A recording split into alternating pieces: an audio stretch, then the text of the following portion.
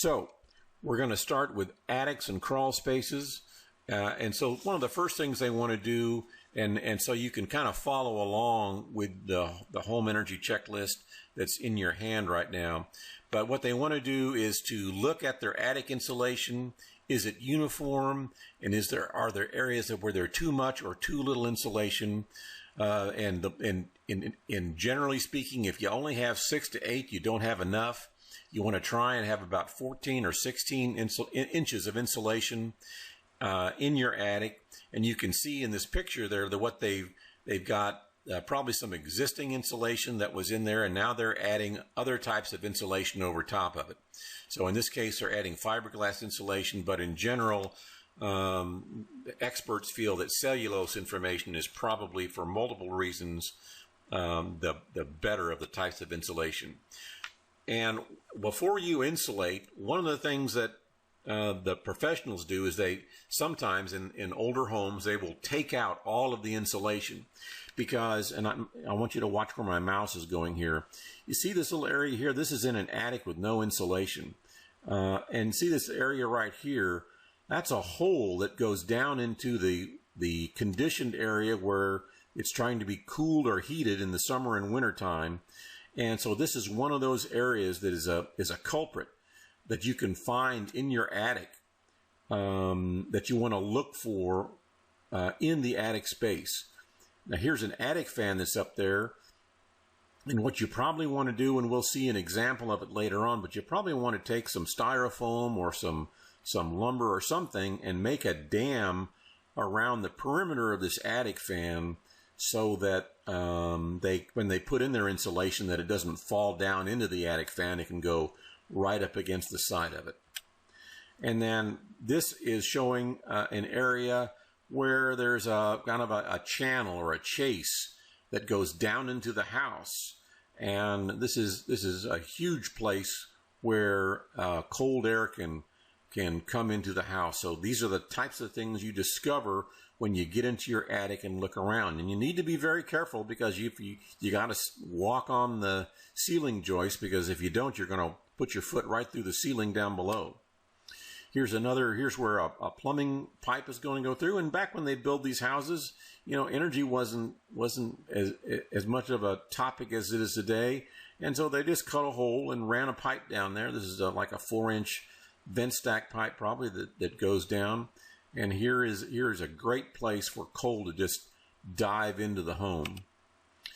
We're in an attic now again, still, and we are looking at a ceiling fixture. And so when you have the opportunity, this is a foam gun, but you can use cans of foam, which would work just fine. Now this is a professional, so he's got more fancy equipment that he uses to inject foam where he needs it. But certainly cans of foam, great stuff that you can get at the hardware store, works just as well. Now there's also places in the attic where there may not be any insulation.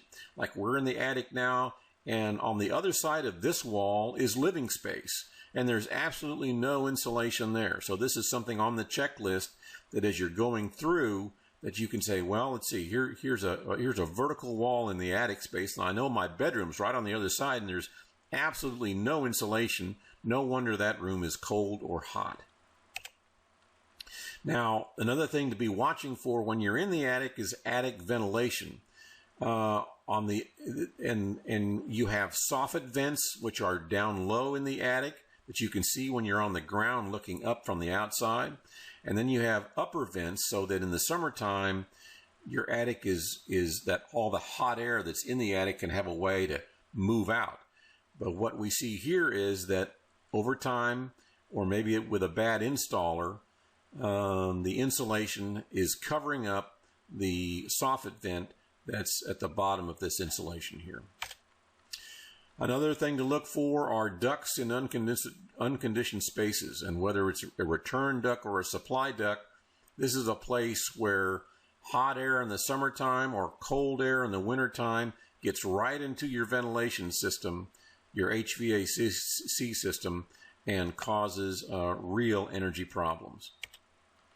Another thing to look for is the ductwork in your attic space where it's been trampled on over time. Somebody got up there, a contractor or a homeowner, and stepped on it. So, you know, the room that's being supplied by this flex duct is not getting their fair share of energy right now. And so what you can use is silver tape to get in there and shore up some of these areas. Either you can do it or a professional can do it, but there's specific types of tape, and it's typically silver tape. You know, they used to call gray tape duct tape. Well, this stuff is better than that, this silver tape, and so whenever you can, you want to try and use that. Now, another thing to look for when you're roaming around in your attic space are recessed can lights. Recessed can lights are required by code not to have insulation around them because, especially when they used the old style bulbs, the incandescent bulbs would get very hot to the touch. That's because it's creating heat, costs more energy. Fluorescent bulbs, CFLs, compact fluorescent light bulbs don't get nearly as hot, and certainly in general you want to take every light bulb in your house and that's not a fluorescent and throw it away and start using compact fluorescent light bulbs. But here is an example of all these little holes here are places where the heat just goes right up into the attic and out. Now there's things you can do for that that we'll see here in a second, but here's another compact or a recessed light fixture that they haven't done a good job of keeping insulation away from it, and that could present a fire hazard right there. The question was, when should we use incandescent bulbs versus fluorescent bulbs? You should always use a CFL in any time of year because that is a very expensive type of heat. That is a form of heat in the wintertime, but it's a very expensive form of heat. It's like turning on your stove, your electric stove, and letting that heat the room.